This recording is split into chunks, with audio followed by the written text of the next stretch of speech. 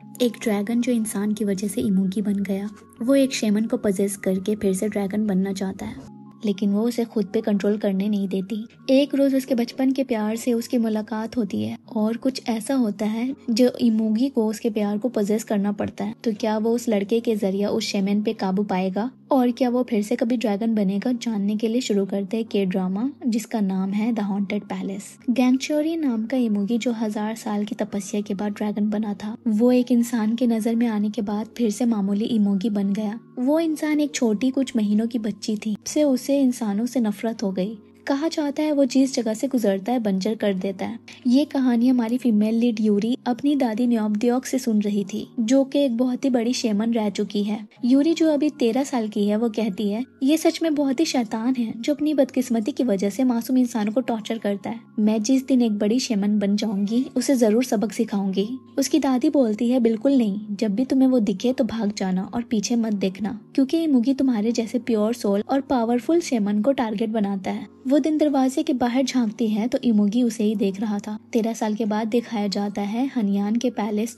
जहाँ किंग ली सियोंग का बेटा एक बीमारी से जूझ रहा है। उसके इलाज के लिए कई हाकिम मौजूद है पर कुछ असर नहीं दिखता। इसीलिए युन गप जो हमारा मेल लीड है और एक गवर्नमेंट ऑफिसर है, वो हमेशा मशवरा देता है कि किसी अच्छे शेमन से रिचुअल करा के महल के भूतों को भगाए। पर किंग को इन सब बातों पे यकीन नहीं है, जिसपे युन कहता है हर चीज की दवाई है पर आत्माओं से पीड़ित बीमारी का इलाज सिर्फ रिचुअल है। वहीं यूरी काउंसिलर चॉय वोन्यू के घर उनको उनके नजर के मुताबिक सही चश्मा देने आई है, क्योंकि वो चश्मा बनाने का काम ही करती है। उसने उनके घर के आसपास एक भूत देखा था। वो कुछ सेंस भी करती है और पूछती है क्या इस घर में कोई बच्ची है जो बीमार है। दरअसल उनकी बेटी चॉय इन सियो बीमार थी। वो कहते हैं पर तुम्हें कैसे पता लगा? जिसपे उनका सेवक कहता है क्योंकि ये न्योबदियोक शेमन की पोती है। वो कहती है पर मैं शेमन नहीं हूँ, मैंने बस जड़ी बूटी की खुशबू से अंदाजा लगाया। यहाँ पैलेस में किंग यून को एक खत क्योंगी के गवर्नर सॉन्ग को देने और काउंसिलर वॉन्यू से मिलकर उनके साथ हाथ मिलाने के लिए मनाने का काम देते हैं। वहीं यूरी को योनवू के घर से निकलते वक्त फिर से एक टांग वाला भूत दिखता है जाते हुए, जिसे देख वो खुद से बोलती है माँ बाप के बुरे कर्म बच्चों को भुगतने पड़ते हैं। अगर हर कोई ये समझ जाए कि मरने के बाद भी उनकी की गई गुनाहों की सजा खत्म नहीं होती तो दुनिया बेहतर हो जाती। वो सुनती है कि उस लड़की को खून की उल्टी हो रही है तो वो अंदर जाती है और उस आत्मा को डंडे से मारती है जो उसके सिरहाने पे बैठा उसकी जान लेने जा रहा था। वो उसे दफा होकर जाने को बोलती है पर वो इनकार कर देता है। कहता है कि इसके बाप ने मेरे प्यार का यह हाल किया, यहाँ तक कि मुझे मार डाला। वो कहती है मुझे तुम्हारे लिए हमदर्दी है, पर तुम अगर ऐसे ही मासूम को मारोगे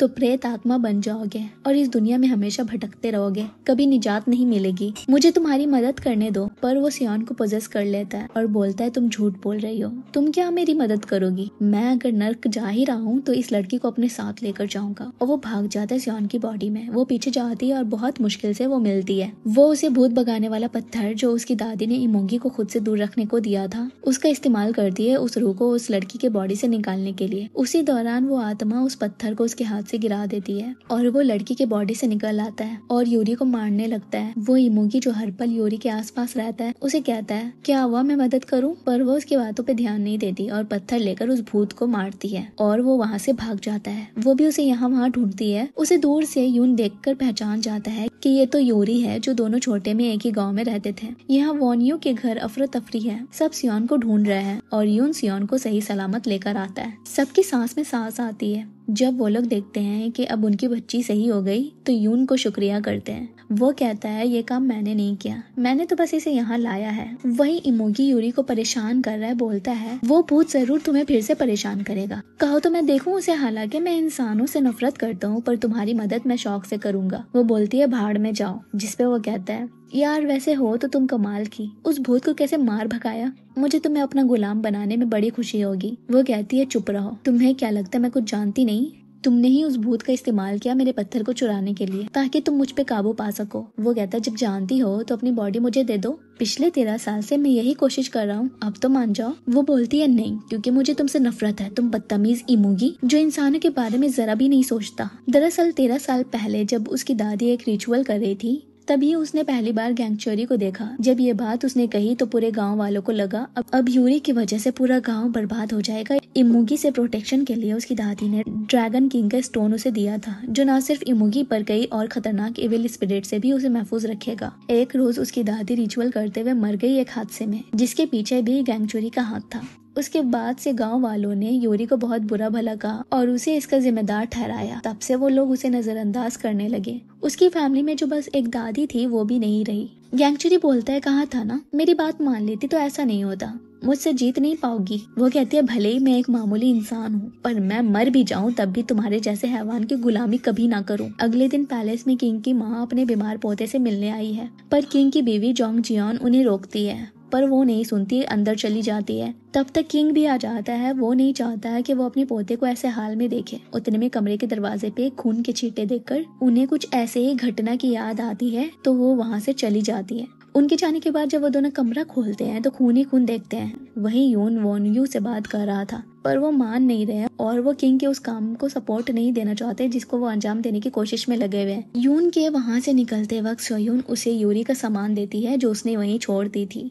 वो कहते हैं, क्या मेरा ये आपको देना सही होगा? वो कहता है, हाँ, हम दोनों एक ही गांव में पले बड़े हैं, मैं ये उसे दे दूंगा। रास्ते में उसे एक शख्स जिसका नाम यून है वो उसे रोक कर पूछता है, क्या तुम यूनगाप हो, योंगदाम गांव के? वो कहता है, नहीं, आपको कोई गलत फहमी हुई है, और वहाँ से चला जाता है। वो शख्स सोच रहा है, पर ये चॉय वॉन यू के घर से क्यों आ रहा है? यून बाजार में यूरी को सामान खरीदते वक्त बार्गेनिंग करते हुए बड़े मुस्कुराते हुए दिखता है। उसे आवाज लगाता है तो वो मुड़ती है और उसे पहचान जाती है और उसे देखती रहती है। दरअसल जब वो गांव में थी तब जैसे कि सब उसे नजरअंदाज करते थे, यहाँ तक के बच्चे भी, पर सिर्फ योनगाप ही था जो उससे बातें किया करता था। एक रोज उसके लिए नारंगी तोड़ने पेड़ पे गया, पर इमूगी ने उसे गिरा दिया और उसे पैर पे चोट आ गई। वो उसके पैर की तरफ देखती है तो वो कहता है, अब मैं एकदम ठीक हूँ, और उसे अपने बारे में बताता है कि कैसे वो अब एक ऑफिसर बन चुका है और किंग को सर्व करता है, और उसका सामान लौटाते हुए कहता है कि किंग को एक ग्लास आर्टिशन की जरूरत है, सो मेरे साथ चलो, तुम किंग की स्पेशल ग्लास आर्टिशन बन जाओगी और इसकी शाबाशी मुझे भी मिलेगी। इमोगी जो वही था जिसे सिर्फ यूरी देख सकती है,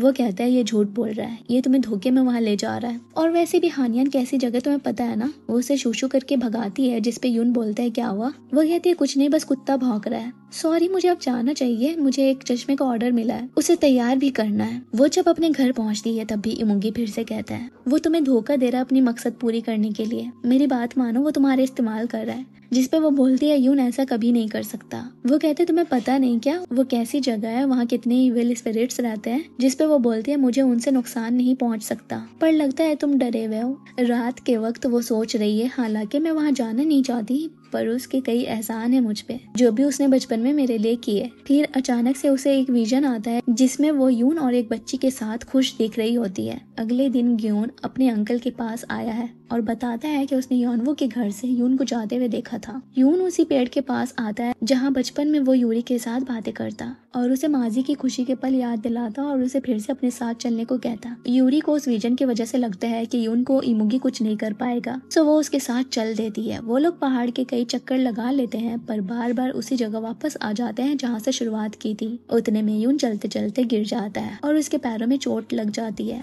वो उसके पैर पे पट्टी बांधकर जड़ी बूटी लाने जाती है और इमोगी को आवाज लगाती है, कहती है, मुझे पता है ये सब तुम ही कर रहे हो, बाहर आओ। और वो उसे पेड़ से बैठा दूर से परेशान होता देख मजे ले रहा होता है। उतने में यून कहता है, अपने आप से माफ करना, पर मैं तुम्हें धोखे से महल ले जा रहा हूँ। उतने में यून के अंकल अपने साथियों के साथ आते हैं और उसे मारकर पूछते हैं, क्या बात की आखिर तुमने चॉय वॉन यू से? किंग ने क्यों तुम्हें यहाँ भेजा? पर वो कुछ बताता नहीं है, तो वो उसे मार डालता है और उसकी मौत ऐसे दिखाने का प्लान बनाता है कि जैसे योनवो ने ही उसे मारा है। अपने साथियों को उसकी बॉडी को ठिकाने लगाने को कहता है। ये सब इमुगी देख रहा था। उसकी लाश को ले जाते हुए देख वो वहाँ उसकी बॉडी को पजेस कर लेता है और वो उठ खड़ा होता है, जिसे देख वो लोग डर जाते हैं। वो उन दोनों को मारता है। वहीं यूरी जो जड़ी बूटी ले रही थी अपने सामने जख्मी यून को देखती है और पीछे से दूसरे यून को समझ जाती है कि ये वाला यून की आत्मा है और दूसरा उसकी बॉडी जिसे इमुगी ने पोजेस कर लिया है। वो उसे कहती है, तुमने ही यून को मारा है? वो कहता है, नहीं, मैंने कुछ नहीं किया। यून की आत्मा कहती है, तुम कौन हो जो मेरी तरह दिख रहे हो? गैंगचुरी बोलता है, तुम्हारे बॉडी को मैंने कुछ देर के लिए उधार लिया है, लौटा दूंगा इस बॉडी को सड़ने से पहले। फिर वो यूरी के पास आता है तो वो उसको पत्थर से भगाने की कोशिश करती है, पर वो उसका पत्थर फेंक कर उसका हाथ पकड़कर कहता है, अब से तुम मेरी हो, और इसकी बॉडी में जाने की कोशिश करता है पर नाकामयाब हो जाता है। गैंगचुरी को समझ नहीं आता ये क्या हो रहा है। यूरी उसे धक्का देकर जाती है भूत भगाओ पत्थर लाने जो झाड़ियों में फंस गया था। यहाँ यून की आत्मा सदमे में है। वो झाड़ी की तरफ हाथ बढ़ाती है पर गैंगचुरी अपने जादू से उसे दूर फेंक देता है और वो पत्थर पानी में गिर जाता है। वो उस पे गुस्सा करने लगती है और इसी दौरान नीचे पानी में गिरने वाली होती है। गैंगचुरी उसका हाथ पकड़ लेता है पर वो भी उसके साथ नीचे गिर जाता है और यून की आत्मा यूरी के लिए परेशान